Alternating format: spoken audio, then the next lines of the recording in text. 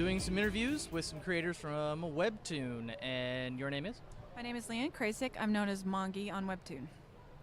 And what is the name of the book you write? I create a comic called Let's Play. Let's Play. I think you're getting ready to do a signing out there. Everybody seems pretty hyped about that. I know that you guys do a lot of numbers and have a lot of viewers. What's your roundabout number, do you know? Somewhere between 800,000 to a million readers. I'm jealous. I don't think I'll ever get that many listeners. That's absolutely amazing.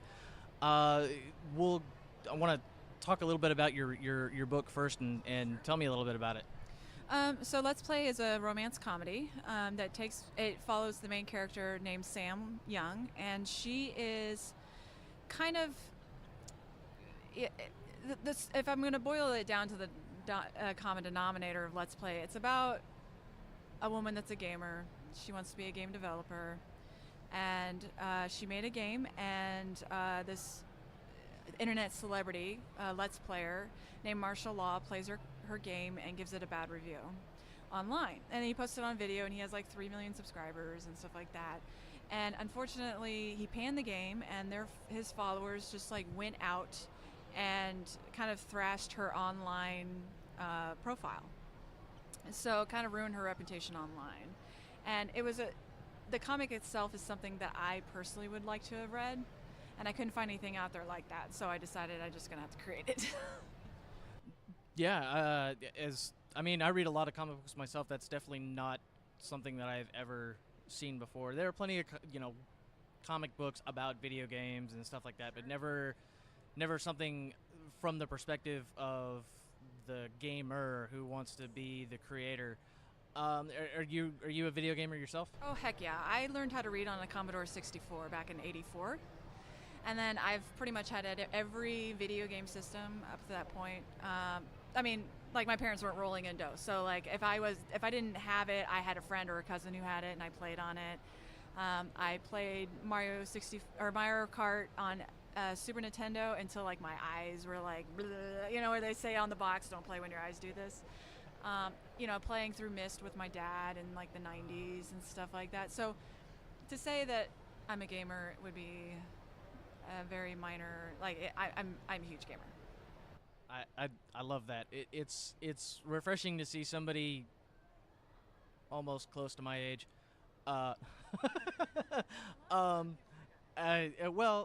When you say Commodore 64, you kind of date yourself a little bit, but it's like she could have been in middle school though, but that hey, it's like but yeah.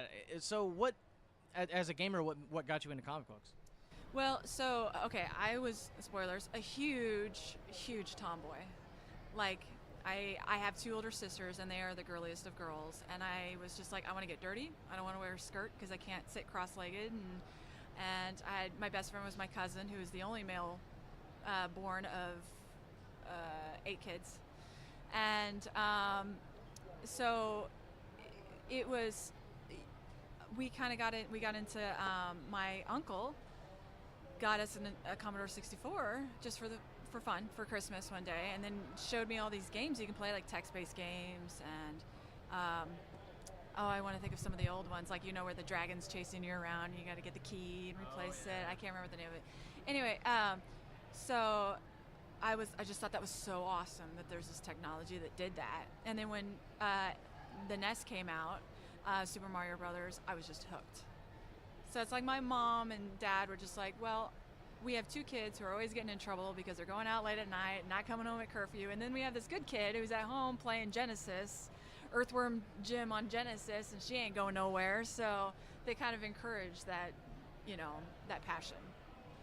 My folks were the opposite. They wanted me to get out and stop playing the video games. Right. Well, I was also a really active kid too. Like I played a ton of sports, and so, but like my downtime was gaming. So I think if I was, 12 or 13 when like World of Warcraft was a thing, I definitely think my parents would be like, okay, you have to stop playing and you have to get outside. So.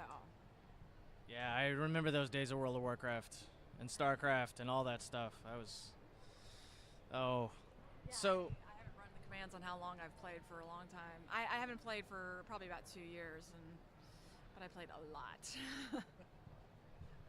so you're creating a comic book, Yep. and obviously you have a huge fan base. What's something you're reading right now that you're really into? That's excellent. I am reading Emma, which is a manga, and I totally forgot the name of the creator, but it's a manga that follows the life of a young woman who is in Victoria, England, and she is a maid to an elderly lady who passes away, and she finds herself like, my only skill is I'm a maid, and there's a romantic interest who is the son of a nobleman, and it's a romance story, but it's told from a very genuine and simple way. And so that's the manga I'm reading. I read so many webtoons, like My Dear Cold-Blooded King, My Giant Nerd Boyfriend, and the only downside to having such a busy schedule is I have to put a lot of that on hold because I'm also a binge reader. So I'm like, I'll get that 30 episodes, and then I'll just like eat, sleep, and drink that for whatever hours. So it's just got to make time for it. So, looking at what you guys are doing here on Webtoon, what do you feel like is the biggest contribution that web-developed comic books are making in the comic book community? I think the biggest contribution is getting to a wider audience. So many people have smartphones nowadays, smart devices, and it's so easy to just pull up a comic on your phone now with Webtoons and just read it on the bus or read it while you're waiting in line. I was at the DMV the other day and got to binge read, and it's just there. I didn't have to bring a book. I didn't have to worry about my comic book getting bent or damaged. And it's not that we're trying to, it's not that, like, I talk to other creators who are very traditional and stuff, and they're like, it feels like that we're taking something away. It's just like, no, we're just making it easily accessible, you know? I've had that conversation with creators, and I do like to ask that question because in the day and age that we live in, information is so easily accessed. And oddly enough, I was having a conversation with crap. It was not having a brain fart with a creator here earlier after a panel, and I asked, as a creator, how do you feel that digital comics are taking away from you? And he said, I'm not into the digital comics. He goes, I don't feel like digital, comics were made for digital content, and I don't like having my particular book in a digital format because Comixology does that kind of thing, and Image publishes their stuff online, and DC and Marvel, and everybody's trying to get into it. And he said, but it's getting out there and it's getting me readers, and I feel like that's the digital age that we live in, and I think that is something that you guys are doing absolutely amazing job of getting out there. And being this booth here, this was the second thing I saw when I walked in the door when I came in the door. So it was great, and I totally lost where my train of thought was going there. But let's. So where do you see yourself in 5 years? I think I'll probably retire making comics. I always thought I would retire programming from my previous job was, because it takes very little physical effort. But comic creating takes a lot more than I ever imagined. But I love creating stories and worlds and all of this sort of stuff. So in 5 years, if I'm not still working on Let's Play, I can easily see myself picking up one of many titles that are just floating around in my head. So you've got other story ideas floating around? Oh God, yeah. Oh, that's well. So what if, say, Image Comics rolled up one day backed up with a truck of money and said, "Here, we want you to come and do a book for us. Take one of your ideas, make it your own," and they want to give you somebody to help you work on it. Is there anybody you would absolutely be amazed to have help you? Joe Maggiera. Joe Mad, please. I could be okay with that. That's. Yeah, he's an amazing. He's just an amazing artist, and I just look at his stuff and I'm like, hot dang, So envious. I wish I could spend more time on my art, but 50 panels a week, 50 full panels of color a week. I just don't have time. And I would love to do like line weights and all kinds of effects, and just the stuff that he does is just so amazing, and I'd love to get more involved like his art is. And if they were like, yeah, you can just get Joe mad, I'd be like, yes. You don't even need the truck, just get the truck out of here, I'll just take Joe mad. Actually, I would also like to work with Becky Cloonan. Okay. Jolie Jones, those two ladies are awesome. That's some other creators I would love to work with. So, as being a female in a man's game, do you? I mean, you obviously you have a sense of pride for how successful you've been with this. Is there something that you would tell to younger female creators who maybe don't really want to think about getting into comics, something like this? Well, who don't want to think about getting in? Well, who are kind of like, well, I mean, I like the idea of maybe, they're kind of like on the fence about it. To be readers of comics? Content creators. Well, I mean, comics right now is kind of a male-dominated industry right now. Everything I've done in life has been male-dominated. Like, I used to be a tuba player, which is 99% male usually. A gamer is usually male. I was a programmer, which is usually... I was one of one woman in my college graduating class in the computer science degree. Everything I've done has been male-dominated. And I've just decided to not let that be a thing. You know, I have been told by other creators in the traditional comic industry that the reason why I'm successful is because I'm a woman. And I want to give them a swift kick in the nuts. And I've also just said, you know what, I would like to think that all the hours I've worked has brought me here. And if there's any other creators out there who are young women who are just like, I'm unsure, it's like, nothing is easy. Like, you have to claw your way there. But you know what, I like to think that I've never been mean or spiteful or hurtful to anybody, and you can do it with grace. And I think women do that really well when they do it right. I think that says it very well. I've always been a big champion of women in comics. Yeah. I enjoy reading Gail Simone run on Domino right now. I'm absolutely amazing at it, and she's killing it right now, and I absolutely love it. And I can't for the life of me feel like why would somebody want to hate on her for what she's doing with that character, but I don't either. And I know that when I was at a small comic shop and was talking to him, at that time I had a portfolio review with CB from Marvel, and it went really well. And he's like, I'm really glad that you're wanting to get into comics because I'm tired of the middle-aged white guy's story being told to me, like written and told to me. I'm ready for another take. He's like, it's not that I don't love what I've read, I'm just ready for something different. And I'm ready from somebody else's background and story. And I was really surprised to hear him say that, but it was also really encouraged too. So. Yeah, that definitely is the kind of uplifting thing that Yes. that you like to hear. Absolutely. Okay. That's really all I had. Awesome. Thank you so My much. pleasure. Thank you.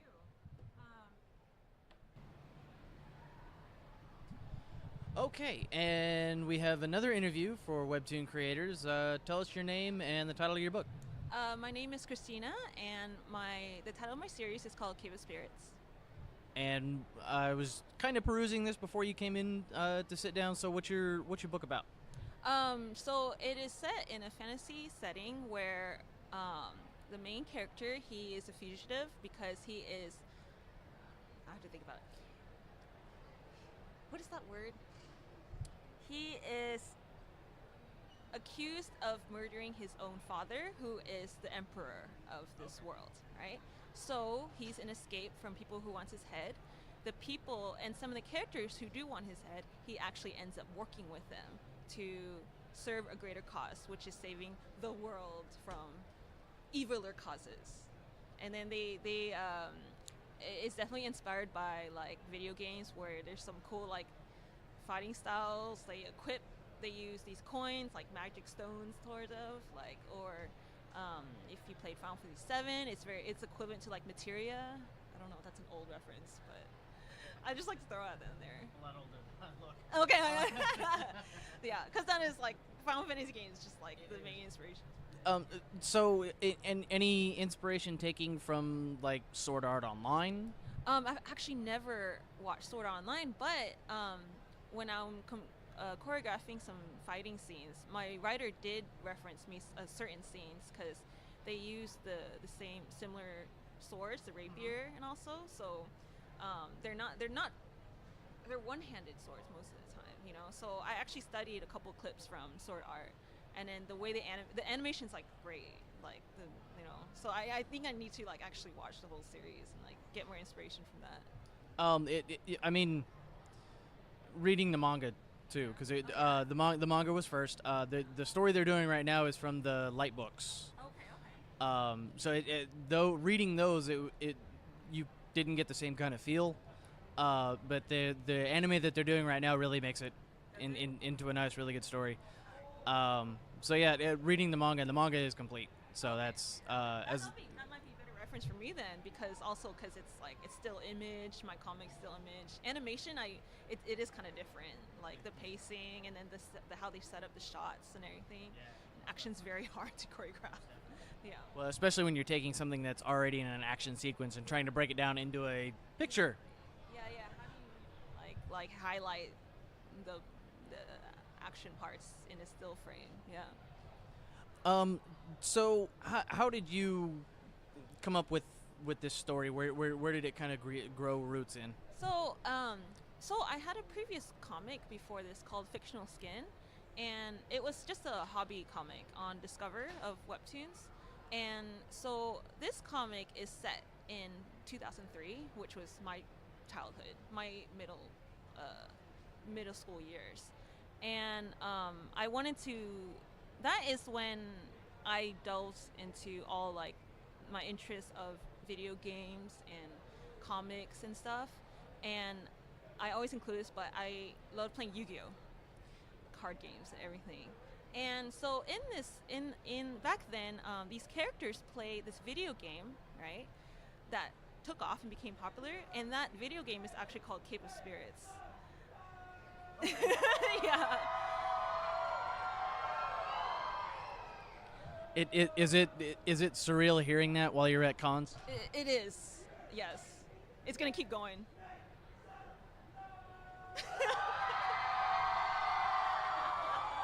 I don't know if you guys can hear any of that or not, but that is for these creators at Webtoon, and I gotta tell you, they don't make that kind of noise for some of these other creators here. They really don't. But I think that's amazing. You were the previous premise of your book. Oh yeah, the previous premise, so Cape of Spirits was actually only made just for these characters in Fictional Skin to play video game of, because one of the characters looked like one of the characters from Cape of Spirits, if that's not confusing. So pretend your character from your favorite video game kind of like came to life, but they're not that character, you know, they just look like that. So there's a whole mystery behind this, like the whole backstory, like the mystery, why do they look so alike, you know? And Cape of Spirits was just for fun, like, because fantasy action is really hard to develop, like, because all the world building and stuff. But when the Webtoons contest started, I wanted to try it, so I tried making Cape of Spirits into an actual story, and I had my friend help me write it, because like otherwise I wouldn't have tried. And then it won the contest, and I didn't expect that. It was just for fun, like, oh, I need a story to like enter the contest. I couldn't enter Fictional Skin in the contest because I already self-published some books, and that was like in the rules, like you can't enter that into the contest. So I was like, okay, why not try Cape of Spirits? And it won. And then I was like, okay, now I have to really get into the like backstory and building and world building and all that. So when winning this contest, I mean, what kind of feeling was that? It's like something I never thought would happen. Like the prize itself, I mean, was humongous. It is $80,000, and it's split between me and my writer. But the first part of the prize was just to get contracted with Webtoons, and that was kind of my initial goal for it. But then there's a second and third part to the contest, and then all the other finalists and I had to keep submitting more episodes to get qualified for the second and third round, and I just kept kind of going through and going through, and then reaching the final. So it's really surreal. Yeah, it's very surreal. That's cool. I mean, I say I just recently passed 2,300 total downloads. I think it was 2,300 total downloads on 107 episodes for my podcast, and I sat there and I was looking at. I mean, no comparison to $80,000 winning contest. But at the same time, it was like, oh man, when I started this thing, I never really realized. I never even thought I would get to 1,000 downloads. I never thought I would have 600 plus followers, or they're constantly talking to me and things like that. And it's like, this is surreal. And now I get to come and do cons like this, and I get to talk to creators like you. And it's like, oh my gosh, like I feel like as a podcaster, I've just about made it to that point. And where. Like realistically, how much people that is, even just 1,000, that's a lot. That's a lot of people. When you think of people, how much people are reading your comic too. Like, and Webtoons is great at getting that traffic for your comic. I think for people who are just starting out also, I think it's like, that's how I started out. It's just like, oh, I want to do a comic, I'm just going to put it on Webtoons. And then like, they put all the traffic through that. Yeah. Right, and then I'm looking at your numbers, and it's 10,000 plus per episode, and it's like, wow. And it makes me wonder, when I talk all the time to content creators about the differences between writing in a physical format versus writing in a digital format, and have you written anything in a physical format? Like, what do you mean? Have you done any like work in physical other than? Oh, you mean like a physical book? I like long time ago, like, cause I grew up liking Jump comics and all like the mangas and everything, and I wanted to draw just like them. So I would draw with the same tools they use, like the ink, the dipping pen, the fountain pen, all that, the ink for it, the screen tones, and that was so hard. But and then when things got more digital, I kind of just like transitioned to that. Yeah. So when you look at it, I mean, digital being the future, and seeing all of these fans and all these people who download your book, and all of these people that would probably never see any of your content. What do you feel like? This is always kind of a difficult question to ask. I guess the digital content versus the physical content. How much more confident are you in the digital content? I think for me, it definitely made me more confident, just because more people are able to read it. I have been told by younger creators that it's actually more intimidating because it's accessible to so many people. But I think for me, when I grew up, I couldn't even imagine even 100 people reading my stuff. I think when I started putting my art online, that was DeviantArt, and that was like, but that's when I did traditional. I had to scan it in, scan it, and then like kind of clean it. I didn't know anything about Photoshop, and then a couple years later, I learned how to color, but I would still have to color on that inked piece that I did, and then eventually I would try to do like full digital, but that took a while too. So I think like forgot the original question. It was like how I guess you're. Like I said, this is always kind of a difficult question to ask, and I can never ask it the same way twice. Okay, well, let me preface with this then. Instead of that question, we'll just say, would you prefer to see more digital content versus the physical content? I like both, to be honest, because I still like that. Yeah, I still like that feeling of the book in my hands. I still go to conventions like this and like to buy the physical thing. But there are times definitely online. Like I also don't mind paying for things digitally. Also, because there used to be such a culture where things is like illegally scanned and illegally translated, and now you can still pay for things officially, and people are still gonna bootleg it, like no matter what. But if the option is to read it digitally and pay for it while they can, or if the only option to support that creator digitally, like I still do that. Yeah, I actually spent quite a bit of money on like digital comics also. Yeah, it's so convenient to read. It is. I do the same thing. There's times where because I go to the comic book shop every week, Yeah. and I pick up my books every week, Yeah. every Wednesday, like a good comic book person. But there's just times where I can't get something physically. We ran out, we didn't get it, and I'm not the kind of person where it's like, I'll forget it, I'm not going to come back and buy it again if you get replacements or whatever, but I'll go home and I'll buy it digitally, and if I find it back in my box next week, I'll pick it up. But, I enjoy doing both, and there's times where I've thought about going straight out digital because my comic book collection is getting too big for the space that I have. And you don't want to like throw away your old collection, I still can't part with it. Like all like that was my equivalent of Webtoons would be to go to Barnes and Nobles or Borders or the library and just read whatever they had on comics and just get updated on it. Like when I was like a teenager, I didn't have enough money to buy.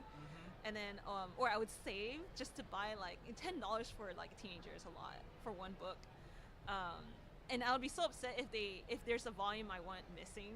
Now it's so easy to read everything and like binge everything. Also, I love the convenience for that. Like you have your phone wherever you are, you can read it anywhere you are, and then I don't have to worry about or I go to school and I would bring my comic books with me, but I would put like a book cover over it so I can read it. That's my equivalent of the back then Webtoons. Yeah, or you share it with my friends. Yeah.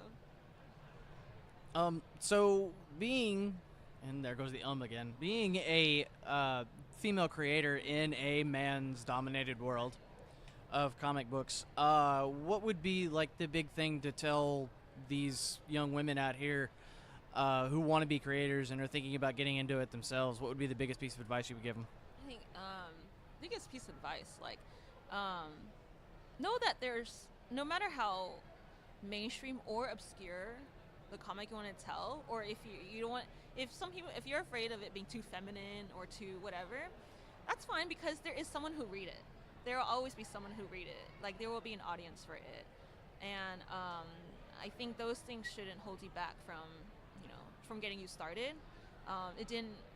For me, I definitely struggle with like, when is the perfect time to get it out? There is no perfect time. There is none, to be honest, because I can still go back to my old comics and be like, I wish I rewrote that, but I wouldn't have known if I didn't start. So that's the best way you can grow also. So just get started. Maybe have like it helps a lot to have family or friends read it too, if you want like a good but honest opinion on it, and have fun. Yeah. Okay, so one last question, because I think they want you for, and I had it in my head a second ago. Okay, no, well, two quick ones. So what's something you're really reading that you're really into right now?